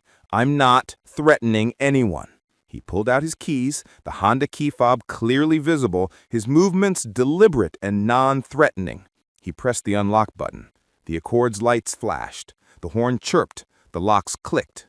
The couple didn't acknowledge it. They were too committed to their narrative now, too invested in the lie. The man moved to block Marcus's path more aggressively. "That doesn't prove anything. You could have stolen those keys." Marcus's phone was still recording, capturing everything: the lies, the aggression, the refusal to accept evidence. "I just unlocked the car. It's registered to me. The insurance is in my name. My work laptop is in the back seat. What else do you need?" The woman finished her 911 call and immediately started recording on her own phone, creating her own counter-narrative. "I'm documenting this for evidence. When police arrest you, this will show exactly what happened." Marcus noticed the teenage girl approaching slowly, her phone still recording. She made eye contact with him and nodded slightly, a silent acknowledgement that she was witnessing this, that she was documenting it too. That small gesture gave him a thread of hope. Why do you think people like this feel so confident lying to police? 7 minutes after the 911 call, 2 Mecklenburg County Sheriff's deputies pulled into the parking lot, lights flashing. The couple immediately rushed toward them, talking over each other, gesturing frantically at Marcus, performing their roles as terrified victims. Deputy Michael Daniels, a 12-year veteran, stepped out of his patrol car and immediately assessed the situation with practiced eyes. A black man standing calmly holding a phone and takeout bag. A white couple in aggressive postures, both talking loudly. Other shoppers watching from a distance. His instincts told him something wasn't adding up. "Ma'am, sir, I need you to step back and let me handle this," Daniel said to the couple, his tone professional but firm. They reluctantly backed up, still talking, still trying to control the narrative. Daniels approached Marcus, his hand resting on his belt but not on his weapon, his posture non-threatening. "Sir, can you tell me what's happening here?" Marcus kept his phone recording, but angled it to capture the deputy. "Deputy, my name is Marcus Jenkins. That's my car right there, the black Honda. I parked here about 45 minutes ago, went into the Thai restaurant to get takeout, came back to find that couple blocking my car door. When I asked them to move, they started accusing me of being a criminal, claiming I was trying to break into a car. The woman called 911 and told them I was threatening them, which is completely false. I've been recording the entire encounter." Daniels nodded, taking in the information. "Do you have identification?" "Yes, sir. It's in my wallet. I'm going to reach into my back pocket slowly." "Go ahead." Marcus handed over his driver's license. Daniels examined it, then walked over to the Honda and verified the license plate against his mobile computer. The registration matched. Marcus Jenkins, the address 3 miles away, no warrants, no criminal history, vehicle current on registration and insurance. Daniels returned to Marcus. "Sir, can I see that video you recorded?" "Absolutely." Marcus airdropped the file to Daniels' phone. Daniels walked back to the couple, his posture entirely different now, no longer neutral, but clearly skeptical of their story. "I need to see ID from both of you." The man bristled. "Why? We're the victims here." "ID now." Reluctantly, they handed over their licenses. David and Patricia Morrison, address in a gated community 10 miles away. Daniels ran their information. No warrants, but Patricia had a prior complaint for harassment at a retail store that had been dismissed. "Walk me through exactly what happened," Daniels said, his tone suggesting he already knew they were lying. David Morrison launched into his story. "We were loading groceries when we saw this guy," he pointed at Marcus, "lurking around cars, looking in windows. When we confronted him about it, he got aggressive, started yelling, threatened us. My wife felt unsafe, so she called for help." "And you saw him looking in car windows?" "Multiple cars. He was clearly casing them." Daniels pulled out his phone and played Marcus's video. "That's interesting because this video shows him walking directly from the restaurant to his car, which you were blocking. It shows you accusing him of being a criminal. It shows him unlocking his car to prove ownership. And it shows your wife on the phone with 911 claiming he was threatening you, which this video clearly contradicts." The couple's faces went pale. Patricia stammered, He edited that. That's not what happened." "Ma'am, there are timestamps on this video. It's continuous footage. Nothing's edited." At that moment, the teenage girl approached. "Excuse me, officer, I recorded the whole thing too, from when he came out of the restaurant. He went straight to his car, that couple was waiting there and started harassing him immediately." Daniels took her information and had her send him the video as well. This footage showed a wider angle, capturing Marcus exiting the restaurant, walking directly to his car, the couple already positioned near his door as if they'd been waiting. It corroborated everything in Marcus's recording. What should happen when someone files a false police report? Deputy Daniels stood in the parking lot reviewing footage from 3 different angles: Marcus's phone, the teenager's phone, and now security camera footage that the plaza manager had provided after hearing about the incident. Every piece of evidence told the same story. Marcus had done nothing wrong, and the Morrisons had fabricated their entire narrative. Daniels walked back to Marcus. "Sir, one more thing. Can you unlock your car for me?" Marcus pressed the key fob. The Accord's lights flashed. The horn chirped. The locks clicked open with an audible sound that carried across the parking lot. Daniels opened the driver's door and looked inside. Everything was consistent with someone who used the car regularly. A gym bag in the back, a laptop case on the passenger seat, registration and insurance documents in the glove box, all with Marcus's name. Daniels closed the door and walked back to the Morrisons. His partner, Deputy Chen, had arrived as backup and stood nearby. Daniels' voice was firm and official now. "Based on the evidence I've reviewed, including multiple video recordings and witness statements, I have determined that you both filed a false police report. You claimed Mr. Jenkins was threatening you, attempting to break into a vehicle and exhibiting aggressive behavior. None of those claims are supported by the evidence. In fact, the evidence shows you blocking his access to his own vehicle and harassing him. Patricia's face crumbled. No, this is a misunderstanding. You're both being detained for filing a false police report. David's demeanor shifted from aggressive confidence to desperate denial. This is ridiculous. We're the victims here. Turn around and put your hands behind your back. The transformation was instantaneous. Patricia began crying, makeup running down her face. David's bluster evaporated, replaced by panic bargaining. Officer, please, we made a mistake. We didn't mean... But Daniels was already securing handcuffs. You have the right to remain silent. Anything you say can and will be used against you in a court of law. Marcus watched from beside his car, phone still recording, as the couple who'd called police on him were arrested instead. The irony wasn't lost on anyone present. Several shoppers had gathered, most with their phones out, documenting the arrest. The teenage girl gave Marcus a thumbs up. An elderly black woman called out, "That's what they get." As deputies guided the Morrisons toward patrol cars, Patricia was sobbing uncontrollably. "This will ruin us! Please, this will ruin everything!" Deputy Daniels paused and looked back at Marcus. "Sir, I apologize that you had to experience this. You handled it exactly right. Stayed calm, documented everything. Didn't escalate. I'll need you to come to the station to give a formal statement, but you're free to leave now if you prefer to come by later."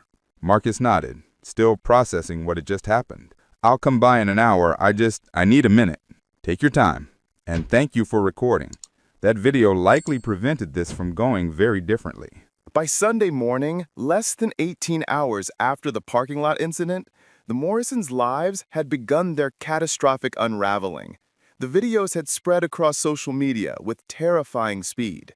Marcus's recording, the teenager's footage, a compilation someone had created syncing both angles with timestamps. By midnight Saturday, the combined videos had been viewed over 15 million times.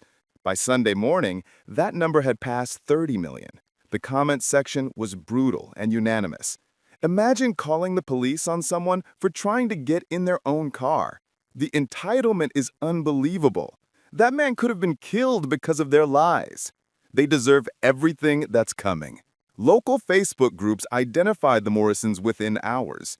Their names, their address in the gated community, their employers, their social media profiles. Everything became public. Amateur internet detectives began digging through their social media history, finding and screenshotting questionable posts and comments that revealed a pattern of racial resentment. David Morrison worked as an insurance agent for a regional firm. By Sunday afternoon, his employer had released a statement. "We have become aware of an incident involving one of our agents that does not reflect the values of our organization. Effective immediately, David Morrison is no longer employed by our company." Patricia Morrison was a school administrator, an assistant principal at a middle school in a neighboring district. The school board held an emergency meeting Sunday evening. Parents were calling, demanding her removal. Teachers were threatening to protest. By Monday morning, she was placed on immediate administrative leave pending investigation. By Tuesday, after the board reviewed the videos, she was terminated. Their homeowners association issued a notice that they were investigating whether the Morrisons' conduct violated community standards. Neighbors began circulating petitions demanding they leave the neighborhood. Someone spray-painted "racists" on their garage door. While the vandalism was reported to police, no one seemed particularly sympathetic. The Mecklenburg County District Attorney's Office reviewed the case and filed formal charges on Monday, filing a false police report, Class 1 misdemeanor, harassment, Class 2 misdemeanor, disorderly conduct, Class 2 misdemeanor, hate crime enhancement under North Carolina's ethnic intimidation statute. The DA held a press conference. The evidence in this case is overwhelming and disturbing. The defendants deliberately filed a false police report, knowing their claims were untrue, with the apparent intent of causing harm to an innocent person based on his race. This office takes such conduct seriously and will prosecute to the fullest extent of the law. The Morrisons retained an attorney, who immediately began damage control. "My clients deeply regret this incident. It was a misunderstanding that spiraled out of control." The internet wasn't buying it. The videos showed clear intent. The 911 call recording, which had been released through a public records request, contradicted any claim of misunderstanding. Patricia's voice on that call had been calculated, deliberate, designed to portray Marcus as dangerous. Do you think losing their jobs was justified? The legal proceedings moved slowly, as justice systems tend to do. The Morrisons pleaded not guilty at their arraignment, released on their own recognizance, with orders to have no contact with Marcus Jenkins. Their attorney filed motions to exclude the video evidence, arguing it was recorded without Patricia's consent during the 911 call. The motion failed. North Carolina is a one-party consent state for recording. Marcus was party to the conversation. The recording was legal and admissible. Their attorney tried arguing that the videos were misleading, that they didn't show the full context. But there were 3 separate angles, all showing the same story. The plaza's security cameras provided additional footage. There was no context that could justify their actions. As the trial date approached, the prosecutor's case only grew stronger. Marcus's testimony would be compelling. The videos were damning. The 911 recording proved false statements. Deputy Daniels would testify about what he observed. The teenage witness would corroborate everything. The Morrisons had no viable defense. 5 months after the incident, their attorney negotiated a plea agreement. Plead guilty to filing a false police report and harassment. Hate crime enhancement dropped in exchange for guilty plea. No jail time. Both defendants had no prior criminal record. Sentencing: 2 years supervised probation, 250 hours community service each, $8,000 fine each. Mandatory participation in racial bias education program, no contact with Marcus Jenkins for 5 years, required to speak at 3 community forums about false reporting and its consequences, letter of apology to Marcus to be read publicly. Patricia wanted to accept immediately, desperate to avoid trial and the possibility of jail time. David resisted, still clinging to pride and denial. But their attorney made the reality clear. If they went to trial and were convicted, the hate crime enhancement would remain. The sentences would be harsher, and they would likely face jail time.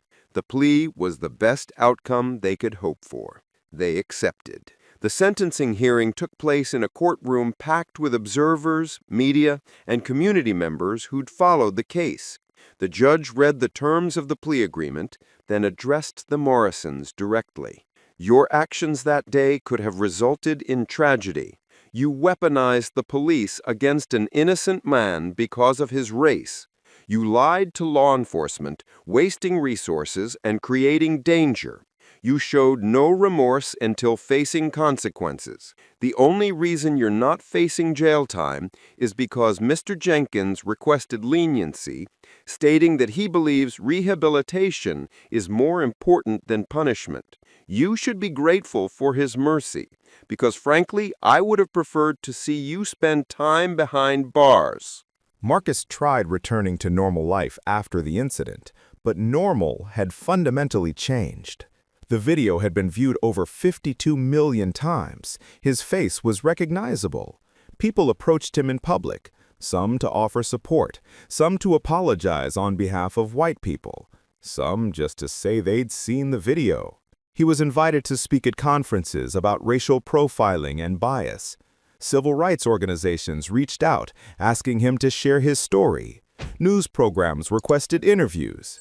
At first, he declined most invitations, uncomfortable with the attention, just wanting to move past the trauma.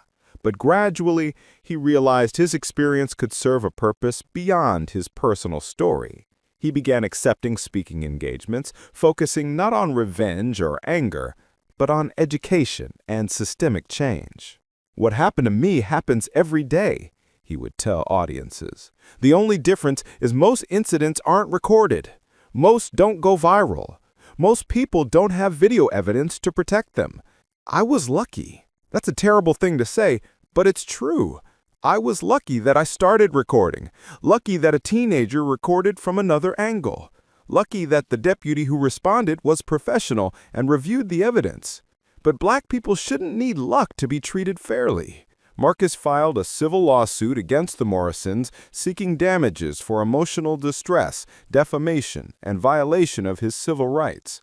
The case settled confidentially 8 months later. While the terms were sealed, court observers estimated the settlement in the low six figures. Marcus donated a significant portion to organizations supporting victims of racial profiling and false accusations. The teenage girl who'd recorded the second angle, a 16-year-old named Jasmine Chin, used her viral moment to launch a social media campaign called #RecordTheInjustice, encouraging bystanders to document instances of discrimination and harassment.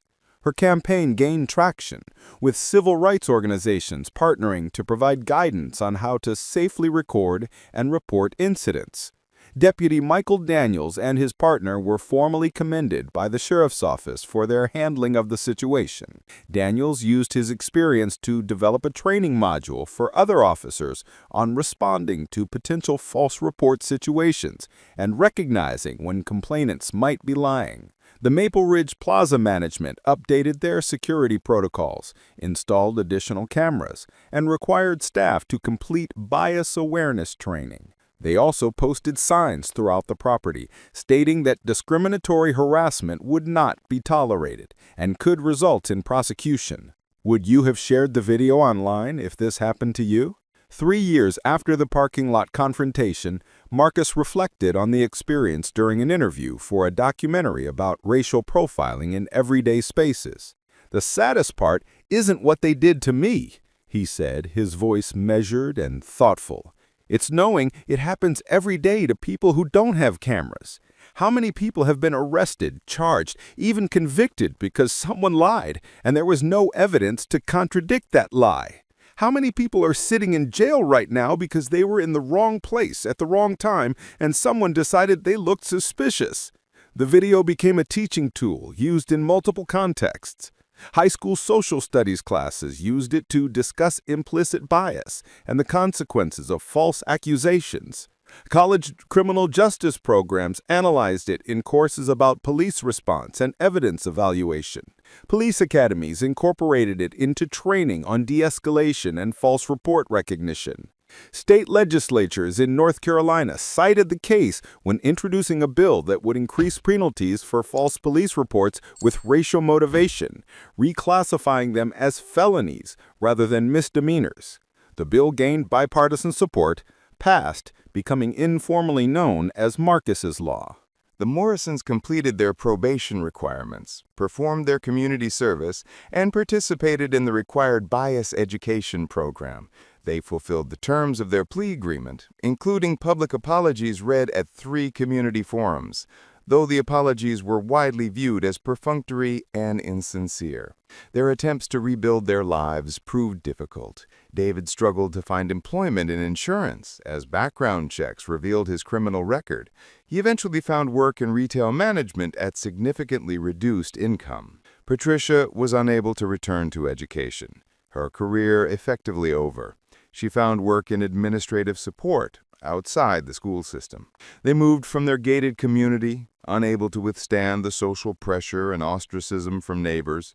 Their marriage struggled under the stress, though it survived. Friends distanced themselves, family relationships fractured. The consequences extended far beyond the legal penalties. But the story ultimately isn't about them. It's about accountability.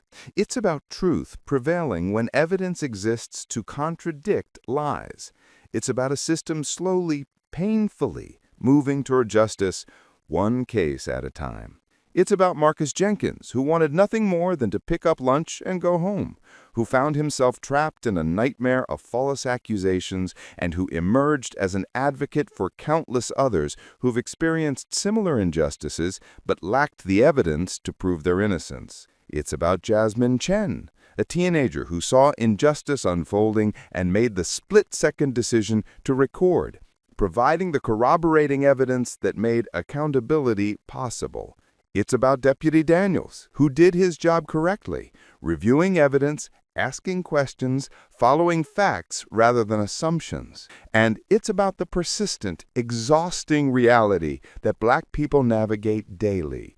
The knowledge that existing in public spaces can become criminal in someone else's eyes, that ordinary activities require vigilance and preparation, that carrying a phone with recording capability might be the difference between justice and tragedy. The parking lot at Maple Ridge Plaza looks the same as it did that September afternoon. People still park there, grab lunch, load groceries, go about their lives. But for Marcus, that space is permanently marked by what happened there. He still shops at the plaza occasionally, but he's always aware now, always watching, always ready to record if someone decides his presence is suspicious. The video remains online, a permanent record of what happened.